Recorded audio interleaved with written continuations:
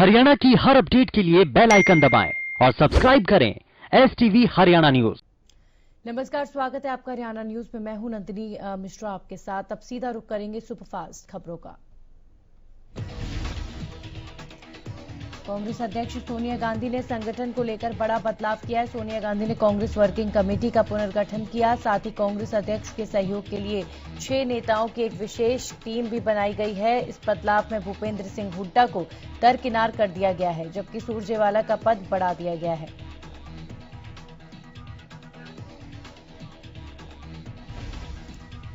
ये फेरबदल पिछले दिनों कांग्रेस के 23 नेताओं द्वारा पार्टी अध्यक्ष सोनिया गांधी को लिखी गई चिट्ठी और ये फेरबदल इसके बाद हुए हंगामेदार CWC की बैठक के 20 दिनों के अंदर हुआ है। चिट्ठी लिखने वाले नेताओं ने CWC का चुनाव कराए जाने की मांग की थी, लेकिन सोनिया गांधी ने CWC पुनर्गठित कर दिया। चिट्ठी लिखने वाले नेताओं में हरियाणा के पूर्व मुख्यमंत्री भूपेंद्र सिंह हुड्डा का नाम भी था, जिसके चलते हुड्डा को पार्टी के बड़े पदों से साइड कर दिया गया है।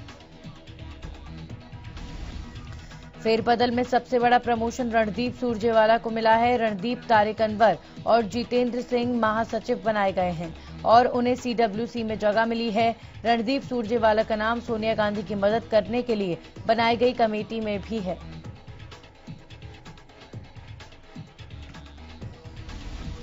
हरियाणा में कोरोना की रफ्तार थमने का नाम नहीं ले रही है। पिछले 24 घंटे में प्रदेश में 2388 नए कोरोना मामलों की पुष्टि हुई है, जबकि एक दिन में कोरोना से 25 लोगों की मौत हो गई। प्रदेश में कोरोना के मरीजों का आंकड़ा अब 88,000 के पार पहुंच चुका है। 932 लोग अपनी जान गंवा चुके हैं और 68,000 से ज्यादा मरीजों ने कोरोना को मात दी है। प्रदेश में किसानों के आंदोलन और किसानों पर अत्याचार को मुद्दा बनाकर कांग्रेसी नेता जमकर सरकार पर आरोपों की झड़ी लगा रहे हैं। इस बीच प्रदेश के गृह मंत्री अनिल विज ने कहा है कि ये लोग बिल्कुल झूठ बोल रहे हैं। किसी भी किसान को कहीं पर भी लाठी नहीं मारी गई और सरकार की हमेशा किसानों के साथ सहानुभूति रही है।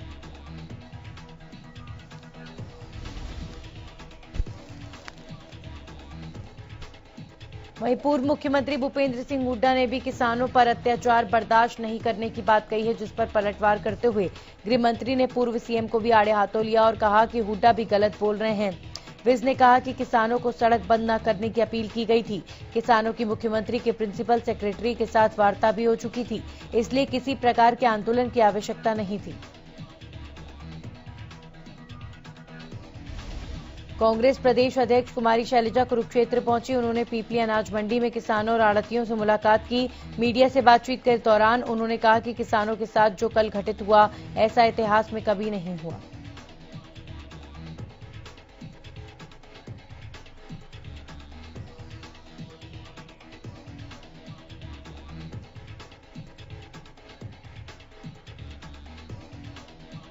तो अनिल विज पर मुख्यमंत्री भूपेंद्र सिंह हुड्डा ने किसानों पर अत्याचार बर्दाश्त नहीं करने की बात कही, तो अनिल विज ने भी उन पर निशाना साधा। उन्होंने कहा कि मुख्यमंत्री के प्रिंसिपल सेक्रेटरी के साथ वार्ता हो चुकी थी, इसलिए किसी प्रकार के आंदोलन की आवश्यकता नहीं थी।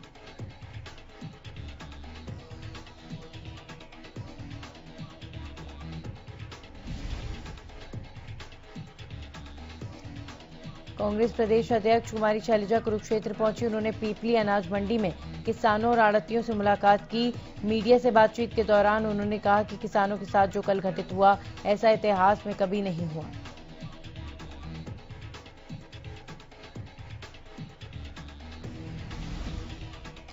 उन्होंने कहा कि किसानों को अपने हकों की आवाज उठाने से रोकना लोकतंत्र की हत्या है। इसके साथ साथ कुमारी शैलजा ने कहा कि बीजेपी के नेता भी कहीं न कहीं अपने कार्यक्रम आयोजित कर रहे हैं, क्या उससे कोरोना नहीं फैलता। कुमारी शैलजा ने कहा कि उनकी सरकार आने के बाद तीनों अध्यादेशों को तुरंत रद्द किया जाएगा। वहीं उन्होंने बताया कि कांग्रेस पार्टी 21 सितंबर को प्रदेश भर में किसानों की समस्याओं के खिलाफ ज्ञापन सौंपेगी।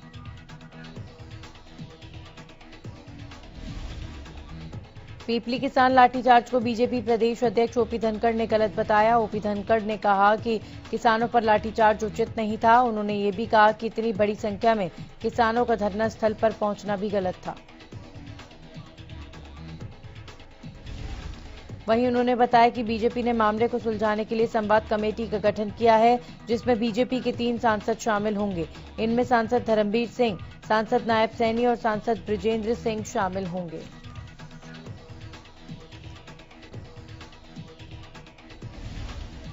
पीपली किसान लाठीचार्ज को लेकर पूर्व सीएम भूपेंद्र हुड्डा कुरुक्षेत्र पहुंचे, जहां उन्होंने किसानों से मुलाकात की।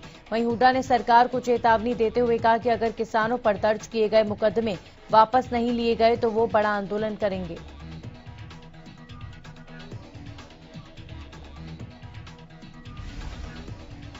वहीं जींद में किसानों ने अध्यादेशों के खिलाफ रोष प्रदर्शन किया। किसानों ने रोष जताते हुए पीएम मोदी को 500 कार्ड पोस्ट किए। किसानों ने पोस्ट कार्ड के जरिए तीनों अध्यादेशों को लागू न करने की मांग की।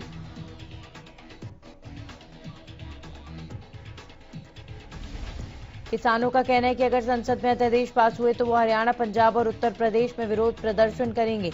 इस दौरान भारतीय किसान यूनियन ने किसानों पर की गई लाठीचार्ज की कड़ी निंदा की है।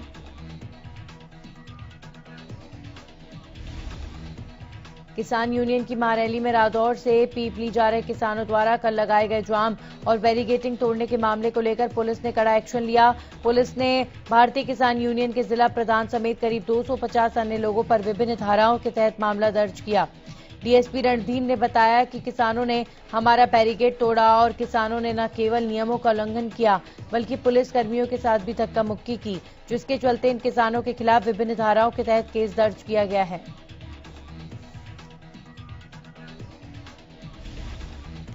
पीपली में हुए लाठीचार्ज के विरोध में किसानों ने डिप्टी सीएम के आवास का घेराव किया। साथ ही खराब फसलों के मुआवजे और पीटीआई की पुनः बहाली की मांग को लेकर किसान और अध्यापक संयुक्त रूप से पहुंचे। प्रदर्शनकारी नारेबाजी करते हुए बरनाला रोड स्थित उप मुख्यमंत्री के आवास के पास पहुंचे। यहां करीब 1.5 घंटे तक जमकर प्रदर्शन किया गया।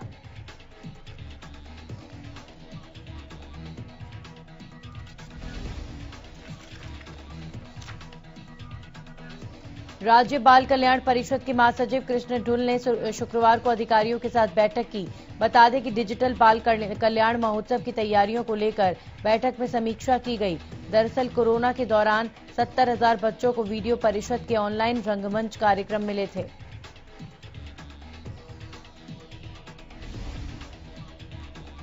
वहीं महासचिव कृष्ण ढुल ने बताया कि कोरोना के दौरान जय हिंद के नाम से बाल कृष्ण परिषद ने डिजिटल मुहिम चलाई है। इस बार बाल कृष्ण महोत्सव 20 सितंबर से ब्लॉक स्तर से शुरू होगा, जहां स्कूल टीचर्स, पंचायत, शहर की सामाजिक संस्थाओं, आंगनवाड़ी वर्कर, आशा वर्कर को जोड़कर हर बच्चे की प्रतिभा को सामने लाने की कोशिश की जाएगी।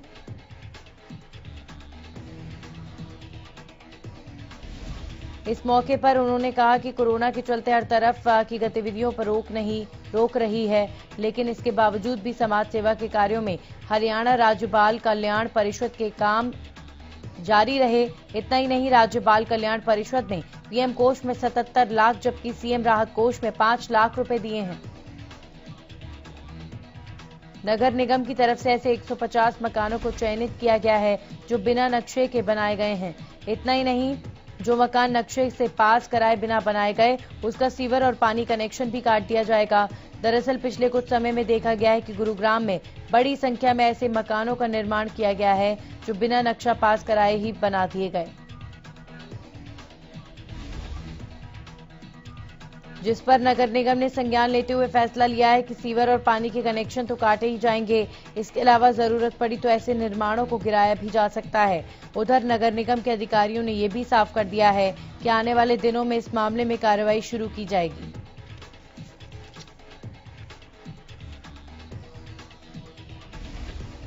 गुरुग्राम पुलिस ने छापेमारी कर फर्जी कॉल सेंटर का खुलासा किया है। दरअसल पुलिस को सूचना मिली थी कि सुशांत लोक फेज 1 में फर्जी कॉल सेंटर चलाया जा रहा है, जिसके बाद पुलिस ने इस कोठी पर छापेमारी की तो पूरी वारदात का खुलासा हो गया।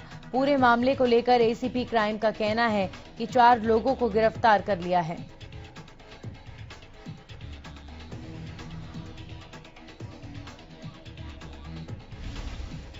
दरअसल आरोपी टेक सपोर्ट के नाम पर यूएस और अन्य देशों के लोगों से ठगी कर रहे थे, लेकिन जब रेड की गई तो इस दौरान लोगों से कॉल सेंटर चलाने के दस्तावेज मांगे गए तो आरोपियों के पास से कोई भी लीगल दस्तावेज नहीं मिला। वहीं कॉल सेंटर में काम करने वाले कर्मचारियों को भी धोखे से रखकर फर्जी कॉल सेंटर में काम लिया जा रहा था।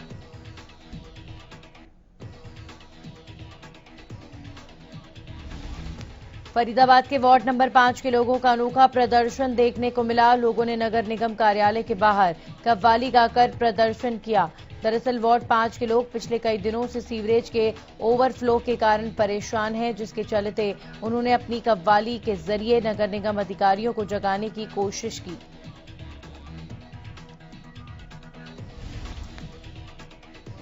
लोगों का कहना है कि कई बार शिकायत के बावजूद पार्षद और विधायक कोई एक्शन नहीं ले रहे, जिसके बाद उन्होंने इस अनोखे प्रदर्शन के जरिए समस्या से अवगत कराने की कोशिश की।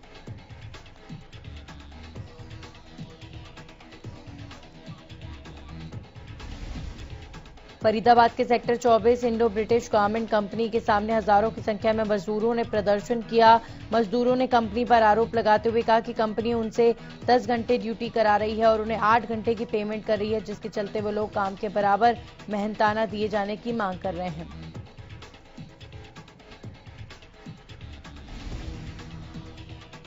कर्मचारियों का यह भी आरोप है कि कंपनी ने लॉकडाउन में उनसे 11 से 12 घंटे तक काम करवाया और मेहनताना भी नहीं दिया। उनका बोनस भी नहीं दिया जा रहा और जो डबल ओवर टाइम मिलता था उसे भी कंपनी ने बंद कर दिया। इस दौरान प्रदर्शन कर रहे मजदूरों ने चेतावनी देते हुए कहा कि जब तक उनकी मांगे नहीं मानी जाती तब तक उनका प्रदर्शन चलता रहेगा।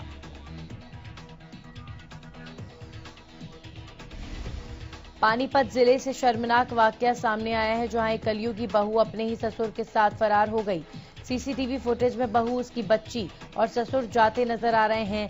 घर से निकलने से पहले बहू और ससुर ने पूरे घर वालों को नींद की दवाई खिलाई, जिसके बाद वो घर से फरार हो गए।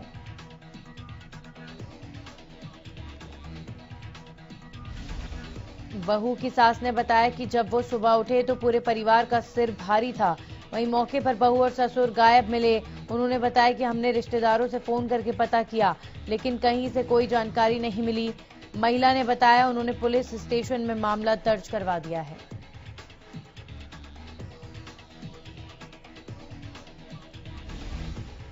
पानीपत के लघु सचिवालय में स्थित लाइसेंस आरसी विभाग में सरेआम दलालों का जमावड़ा देखने को मिला। दरअसल आम लोग सुबह से लाइनों में खड़े रहते हैं, लेकिन अधिकारियों की नाक के नीचे दलाल सरेआम कार्यालय में फाइलें हाथ में लेकर आते हैं और अपना काम निकलवा कर चले जाते हैं। इन कामों में महिलाएं भी कार्यालय में आती हैं और चंद पैसे देकर अपना काम निकलवा कर चली जाती हैं। वहीं पूरे मामले की जानकारी जब एसडीएम को दी गई तो एसडीएम ने इस पर तुरंत संज्ञान लेते हुए अधिकारियों और कर्मचारियों को बुलाकर फटकार लगाई। साथ ही पीछे की खिड़की को तुरंत प्रभाव से बंद करवा दिया गया। इस दौरान लघु सचिवालय में अंदर ही नई खिड़की लगवाई और अधिकारियों को निर्देश दिए गए कि दोबारा शिकायत मिलने पर कानूनी कार्रवाई की जाएगी। प्रदेश में बदमाशों के हौसले लगातार बुलंद दिख रहे हैं। मामला सफीदों के घोड़ापुली रोड से सामने आया है, जहां पर कुछ बाइक सवार बदमाशों ने एक दुकानदार पर फायरिंग कर दी। बता दें कि जब दुकानदार ने पैसे देने से इनकार कर दिया तो बदमाशों ने दुकानदार पर फायरिंग की। इस दौरान दुकानदार के कंधे पर गोली लग गई। फिलहाल पूरी वारदात सीसीटीवी में कैद हो गई है।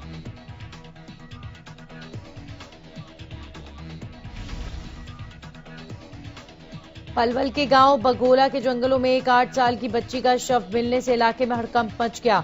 बच्ची का शव एक फार्म हाउस के पीछे मिला है। मौके पर पहुंची पुलिस ने शव को नागरिक अस्पताल भेजकर उसका पोस्टमार्टम करवाया।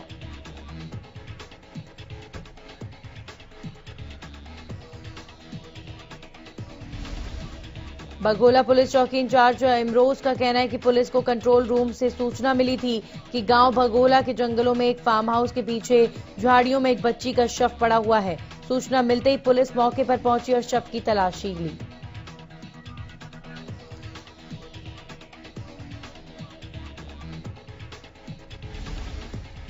शव की पहचान सेक्टर 23 निवासी खुशी के तौर पर की गई। मौके पर पहुंचे मृतक बच्ची के पिता ने बताया कि गुरुवार को वो पास में रह रहे अपने मामा को फोन देने के लिए गई थी और उसके बाद वो वापस नहीं आई।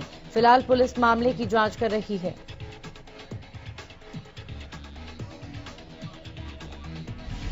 रोहतक की सैनिक कॉलोनी से 2 दिन पहले लापता हुई मासूम बच्ची का शव शहर में भिवानी रेलवे फाटक के पास एक पानी के गड्ढे में तैरता हुआ मिला। सूचना पर पुलिस मौके पर पहुंची और जांच के लिए एफएसएल टीम को भी मौके पर बुलाया गया। अभी तक बच्ची की मौत के कारण का खुलासा नहीं हो पाया है। फिलहाल शव को पोस्टमार्टम के लिए रोहतक पीजीआई में भेज दिया गया है। कैथल में मिलावटी काला तेल बनाए जाने की सूचना के बाद सीएम फ्लाइंग की टीम ने चंदाना गेट स्थित गोदाम में छापेमारी की। बता दें कि छापेमार कार्रवाई डीएसपी रविंद्र शर्मा की अगुवाई में की गई।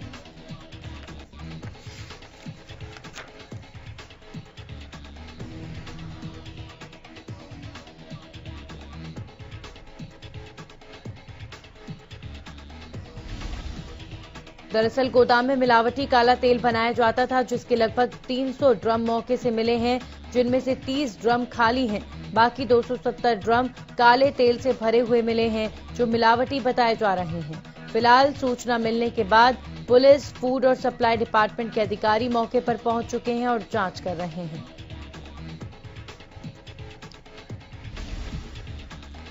गुरुग्राम के सेक्टर 10 में मां और बेटी के साथ बंदूक की नोक पर दुष्कर्म करने का मामला सामने आया है, जिसको लेकर कल देर शाम पीड़ित मां और बेटी ने पुलिस को शिकायत दर्ज करवाई है। बताया जा रहा है कि हरीश नाम के शख्स ने मार्च 2020 में महिला को दवा के बहाने नशीला पदार्थ खिलाकर उसके साथ दुष्कर्म किया और फिर अश्लील वीडियो बनाया। आरोपी ने नाबालिग बेटी के साथ भी बंदूक की नोक पर दुष्कर्म कर अश्लील वीडियो बनाया और फिर दोनों को ब्लैकमेल करता रहा। फिलहाल पुलिस ने दुष्कर्म के आरोपी को अवैध हथियार रखने के जुर्म में गिरफ्तार किया था, लेकिन जल्दी प्रोडक्शन वारंट पर दुष्कर्म और पॉक्सो के तहत गिरफ्तार कर मामले की जांच शुरू करेगी।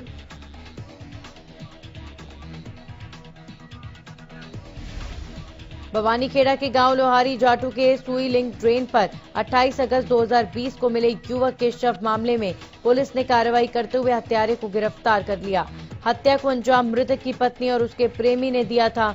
मामले में थाना प्रभारी ने बताया कि शव मिलने के बाद पूछताछ के मकसद से मृतक की पत्नी को हिरासत में लिया गया था, जिसमें उसने हत्या की वारदात को कबूल किया। पुलिस ने बताया कि मृतक शराब पीने का आदी था और उसकी इस आदत से उसकी पत्नी परेशान थी, जिसके बाद पत्नी ने अपने प्रेमी के साथ मिलकर पति की हत्या की वारदात को अंजाम दिया। पुलिस ने दोनों को गिरफ्तार कर लिया है। हालांकि अभी 2 आरोपियों की गिरफ्तारी बाकी है।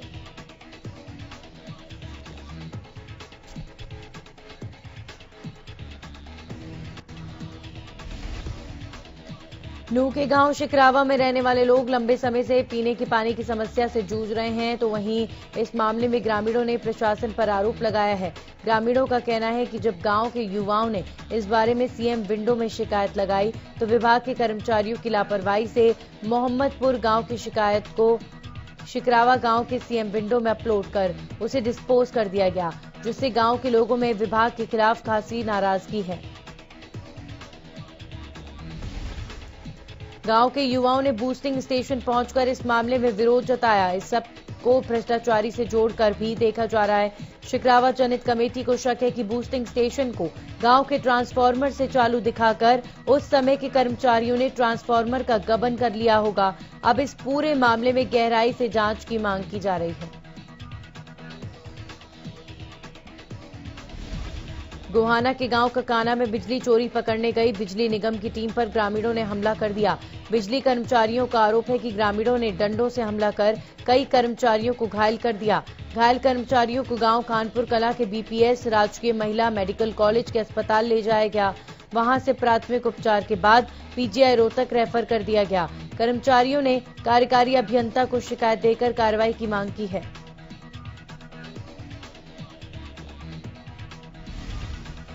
रतिया के अग्रवाल कॉलोनी में 25 वर्षीय विवाहित महिला और उसकी 1 साल की बच्ची को घर की गैलरी में बंद होने की सूचना मिलने पर गुरुवार को अग्रवाल समाज का प्रतिनिधि मंडल और पुलिस मौके पर पहुंची।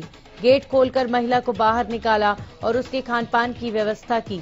पंजाब की खनौरी निवासी सुषमा रानी ने पुलिस को कार्रवाई को लेकर शिकायत दी है।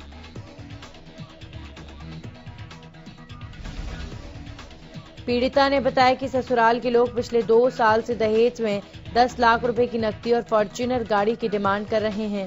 वे अपने मायके से कई बार नकदी लाकर दे चुकी है, लेकिन ससुराल के लोग फिर से मांग को लेकर उसे घर से निकाल देते हैं। उसकी 1 साल की बेटी है। पंचायत के कहने पर उसके मायके वाले बीते दिन उसे ससुराल छोड़ गए। तभी ससुराल के लोग कोठी के सभी कमरों, रसोई और शौचालयों को ताला लगाकर चले गए।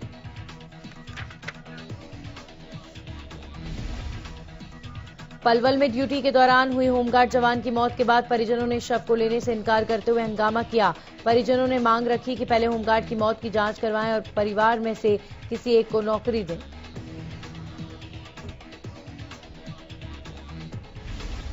दरअसल राकेश पिछले कई सालों से होमगार्ड की नौकरी कर रहा था। उसकी ड्यूटी नेशनल हाईवे के समीप चेक पोस्ट पर लगी हुई थी। इस दौरान जब उसने दिल्ली की तरफ से आ रही एक गाड़ी को रोकने का इशारा किया तो गाड़ी चालक ने रोकने की बजाय होमगार्ड के जवान को टक्कर मार दी, जिससे उसकी मौत हो गई।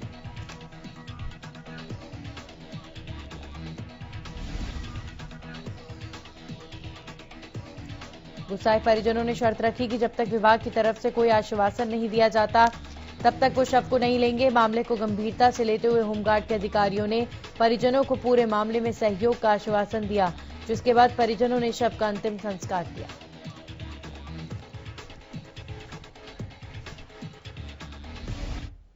और इसी के साथ फटाफट हरियाणा में फिलहाल इतना ही। ब्रेक के बाद देखें खास पेशकश।